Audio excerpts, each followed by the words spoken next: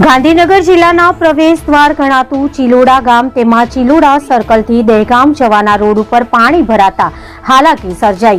ચિલોડા ગામ પાટનગર ગાંધીનગર સાથે જોડતું પ્રવેશ દ્વાર ગણાય છે। આ ચિલોડા ગાંધીનગર જિલ્લાનું સૌથી ધબકતું અને મોટું વેપાર મથક છે, પરંતુ ચોમાસાની ઋતુમાં નહિવત વરસાદમાં પણ તંત્રની ઉદાસીનતાના કારણે ચિલોડા સર્કલથી દહેગામ તરફ સર્કલ ઉપર જ વરસાદી પાણીના યોગ્ય નિકાલ નહીં થતો હોવાથી 2-2 ફૂટ પાણી ભરાઈ જાય છે।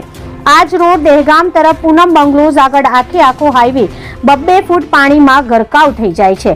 આ બાબતની વારંવાર રજૂઆત માર્ગ અને મકાન વિભાગ યોગ્ય ફોરમમાં કરવામાં છતાં પ્રજાને પડતી મુશ્કેલીની કોઈ જ પરવા કરવાની તસદી તંત્રએ આ દિવસ સુધી લીધી નથી।